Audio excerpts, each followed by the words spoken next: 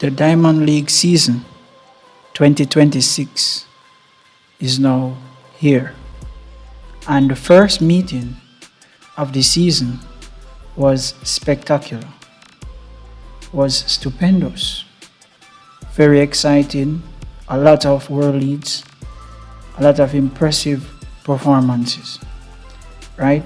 But don't take my word for it, right? Just stay with me for the remainder of this video as I review what happens in the Shanghai Diamond League 2026. But before I go forward, you guys know, do the right thing.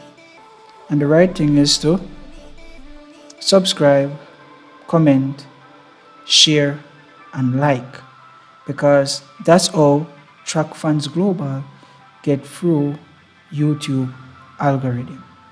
Now, let's get into it proper. Now, let's start with the women's 200 meters. The women's 200 meters, we see the return of the old Shericka Jackson, as in the dominant Shericka Jackson, right? The one that win 200 meters going away. In this Diamond League, she stops the clock 22.07 seconds to finish ahead of Miller Weibo of Bahamas and Anavia Battle of the USA. Now, what's impressive about Shericka Jackson is that this is her first 200-meter race for the season, and she ran 22.07 seconds. No doubt she might be in for a big year like we know of her having in time past. Probably she can drop down to 21.6. Right, that would make the woman 200 landscape very interesting, because last year we see Melissa Jefferson Wooden running 21.68, and we see Julian Adfred running 21.71. So if Shericka Jackson was not to be thrown into this mix, we know that the women's 200 meter this year is gonna be absolute fire, right? At least 4 women right now, right, have the potential to run 21 seconds. The women's 200 meters is gonna be a hot one this year in 2026, right? I can also shout out Shakara Richardson, who finished in 4th, because I think this is the best she have hope in her 200 meter campaign before. Shakara Richardson is not the strongest 200 meter runner, but if she can be running this good in 200 meters, it tells that she is in supreme form for the remainder of the season. Women's 400 meter, it was a countrywoman victory, as in Nikisha Price of Jamaica won 49.75 seconds. She finished ahead of Alia Butler of the USA, 49.78 seconds. It was very close. And in 3rd place was actually Roxana Gomez of Cuba, who finished in 50.24 seconds. Now, as I look at the list, I was very shocked that Salvahid Nasser finished in 7th place in 51.56 seconds, right? Was very surprised at that. I wonder if probably she is having some injury of sort why she underperforming this meet, because typically, looking at last year, right, Salvahid Nasser would have been running 48 already in the 400 meters. So that's not an injury concern for Nasser. Right, as we go down the women's 1500 meters, Berkey Alum of Ethiopia take the victory in a meet record and world lead in 3 minutes 55.56 seconds. She finished ahead of Sigai Daguma, who is more known for 800 meter running, 3 minutes 55.71 seconds, a personal best, and Abby Caldwell of Australia take 3rd in 3 minutes 56.12 seconds, a personal best. Now, if there's one thing that has happened to the women's 1500 meters over the past years, is that it has moved from cloud 1 to cloud 27. The number of female athletes running sub 4 these days is astounding. You look at the race right here, and 11 women, right, including Lithuania Galvadite, who run 3 minutes 59.74, run a national record, right? Out of the 15 women, 11 of them has run 4 minutes and faster. That is madness. By the time the end of the season, the sheer number of ladies that would have run sub 4 minutes in the 1500 meters has become very astounding. In the women's 5000, another event that has now sit on cloud 20, right? Faith Kipyegon take the victory in an impressive season opener, 14 minutes 24.14 seconds world lead. She finished ahead of Linkina Amaba of Ethiopia, 14 minutes 24.21 seconds. So you go right to the line. Is this 5,000 meter, and following in third was Sanahet Ketichu of Ethiopia, 14 minutes 24.71 seconds. Both second place and third place running personal best, and you look on the list, a lot of people running personal best, and the times that they are running, again, so impressive, right? 15 women out of 18 run 5,000 in sub 15 minutes. Very impressive, to say the least. We jump over to the women's 3,000 meter steeplechase, and the 3,000 women's steeplechase was fire. It was very, very close, right? It was Perat Chemutai of Uganda who takes the victory, 8 minutes 51.47 seconds, a meet record and world leading. She finished just ahead of Faith Cheritage by a thousandth of a second, 8 minutes 51.48 seconds, right? And in third was Mawa Bozania of Tunisia, 8 minutes 58.09 seconds, a national record, right? And you continue on the list and you'll see a lot of season best and personal best. So when I was saying that the Shanghai Diamond League is pure fire, I hope you're seeing that it was pure fire, because it gets more fiery than that. Because in the women's 100 meter hurdles, Masai Russell, right, take the victory in a meet record and world leading, 12.25 seconds.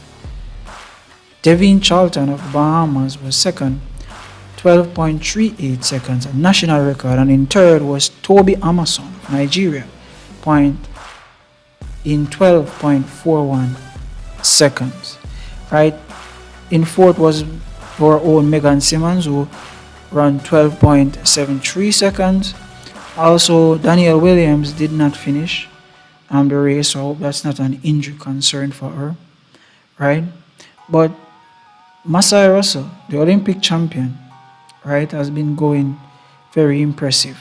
Right? Women's long jump, right, the victory actually went to Monet Nichols, who jumped 6.89 meters. She finished ahead of Natalia Linares of Colombia, who jumped 6.78 meters. And in third was Alexis Brown, jumping 6.75 meters. Now, Alexis Brown has already jumped this year over 7 meters. So I was hoping for her to jump closer to the 7 meter mark or over the 7 meter mark, but that's how it is, right? Sometimes you're flying on cloud 20, sometimes you're just floating around on cloud 10.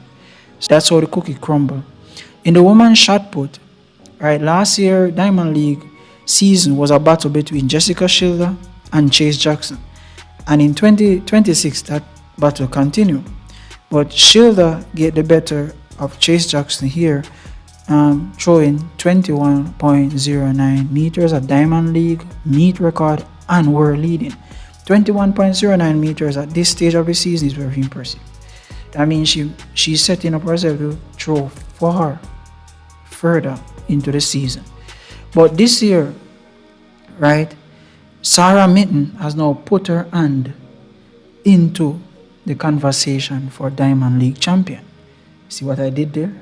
Right, she takes the third place, throwing 20.42 meters, which is just 0.04 centimeter behind Chase Jackson right there. All right, so yeah, Very, very impressive and interesting to see where this competition will go in the Diamond League this year. I suspect that these three, as in Chase, Mitten, and Jessica, that they will all share victories as we go forward. But that's just my prediction.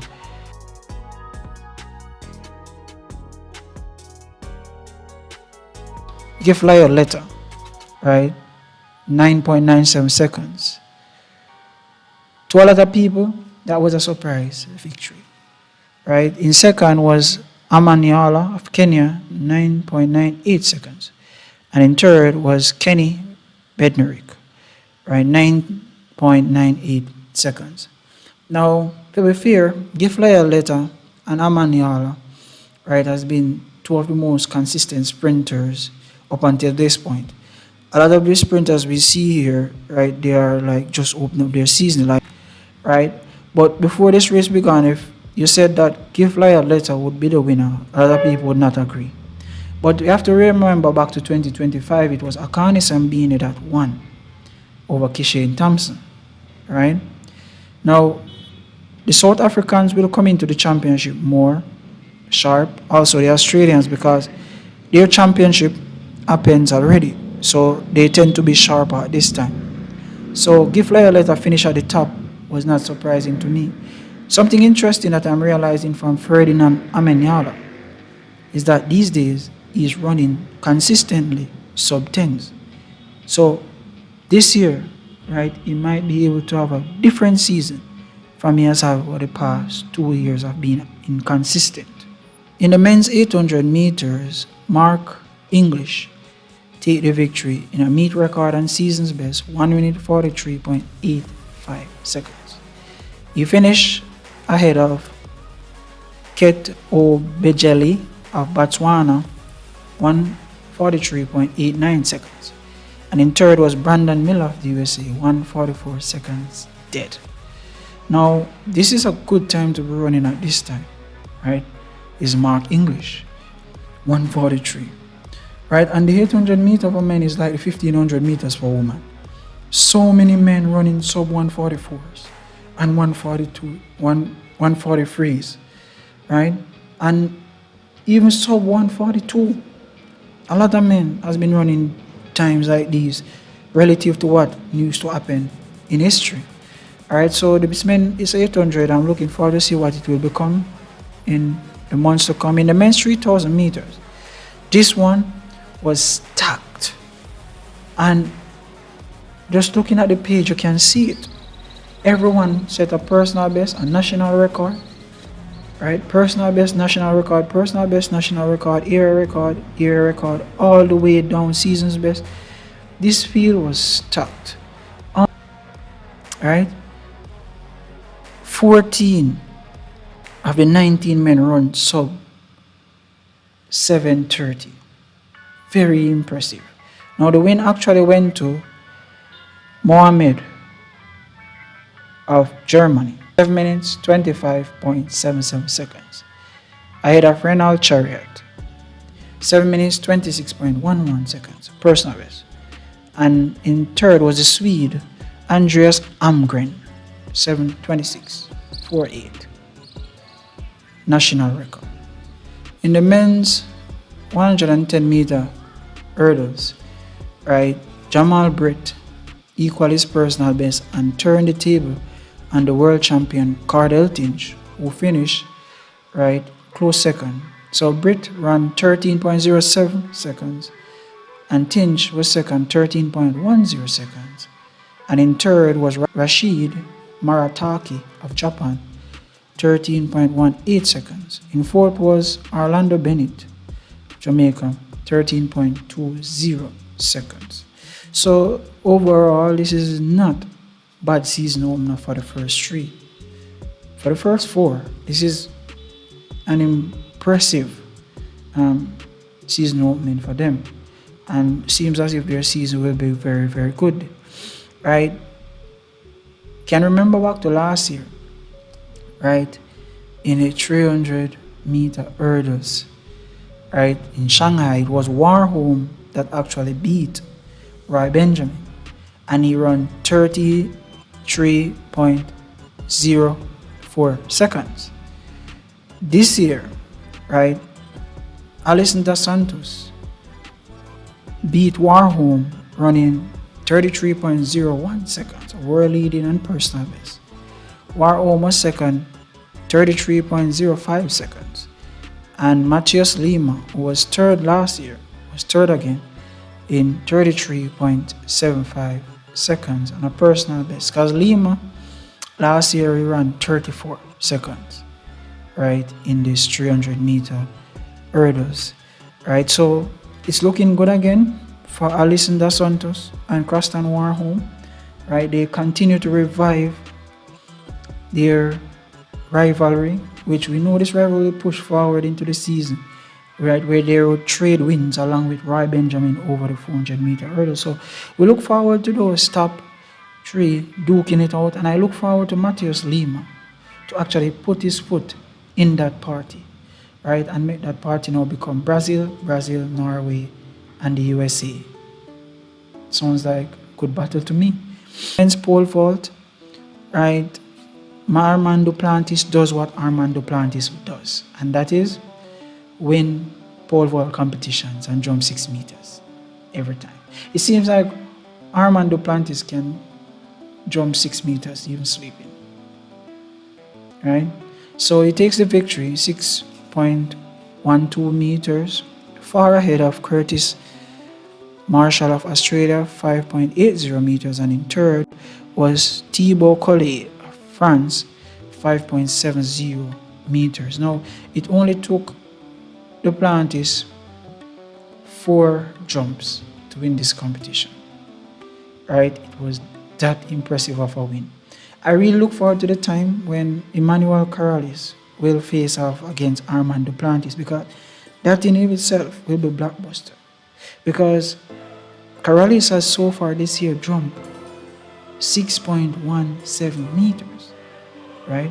So that is a distance that if he can jump it consistently, then he can give Duplantis some competition, and we look forward to those competitions, right? The men's pole vault is really, really fire. In the men's long jump, right, it was the world champion from Italy, Matteo Ferralani, taking the victory, 8.43 meters. It was far ahead of Bulgaria, Sarah Bokov, and 8.07 meter, and Anvarov of Uzbekistan was in third in 8.01 meters. So all in all, it's a good opener for the world champion to take that grand victory over there over his competitors and look set to have a good season again.